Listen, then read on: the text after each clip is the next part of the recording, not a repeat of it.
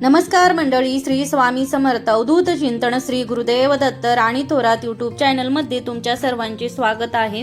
तर आज सोमवार होता म्हणून आम्ही महादेवांच्या मंदिरात गेलेलो होतो। बघा किती छान अशी सजावट केलेली होती महादेवांच्या मंदिरात। आणि आम्ही गेलो होतो तेव्हा खूप अशी गर्दी नव्हती, बऱ्यापैकी कमी गर्दी होती आणि खूप छान असं दर्शन आमचं महादेवांना गेल्यानंतर झालं। तर श्रावणातला पहिला सोमवार होता त्यामुळे आम्ही महादेवांना दर्शनासाठी गेलो। तसं तर मी दर सोमवारीच जाते हे तुम्हाला माहित आहे सर्वांना, पण हा श्रावणातला पहिला सोमवार असल्यामुळे मला खूप छान वाटत होतं की महादेवांच्या मंदिरात जाण्यासाठी। इथं माझी चुलती, मी आणि मयूर आम्ही तिघजण मंदिरात गेलेलो होतो।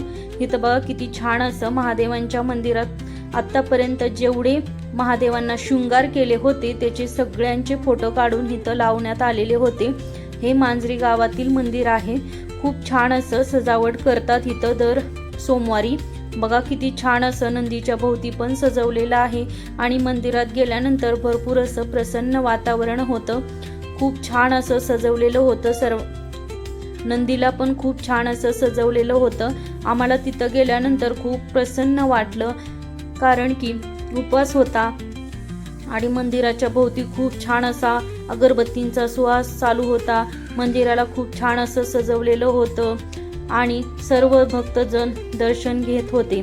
संध्याकाळी 7 वाजता इथं मंदिरात महादेवांना शृंगार केला जातो। बघा किती छान आतापर्यंत सगळे शृंगार रेखाटलेले आहेत, त्यांनी तिथं पोस्टर लावून दिलेलं आहे। हे बघा, विठ्ठलाचा शृंगार, 15 ऑगस्टचा शृंगार, असं भरपूर प्रत्येक शृंगार त्यांनी आतापर्यंत जेवढे केले आहेत तेवढे सगळे पोस्टर तिथं लावण्यात आलेले होते आणि खूप छान असं नंदीला पण सजवण्यात आलेलं होतं। मला मंदिरात जाऊन खूप प्रसन्न वाटलं।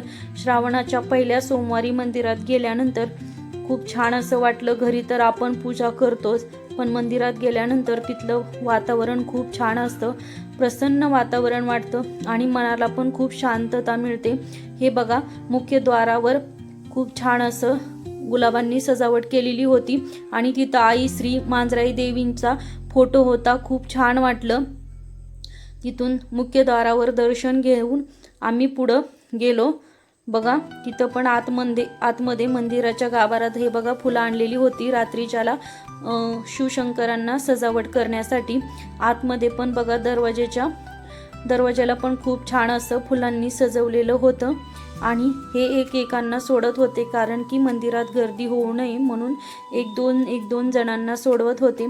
मंदिरात खूप छान असं प्रसन्न वातावरण होतं आणि तिथं गेल्यानंतर सर्वजण व्यवस्थित दर्शन घेत होते। एकदम असं खूप गर्दी पण नव्हती, त्यामुळे खूप छान असं महादेवांचं दर्शन झालं। बघा हे मंदिराच्या मुख्य गर्भाचा दरवाजा आहे, तिथं पण खूप छान अशी सजावट केलेली होती। बघा मयूर चाललेला आहे दर्शनासाठी आणि आतमध्ये पण बघा अशी चंद्राची आणि महादेवांच्या पिंडीची सजावट केलेली होती।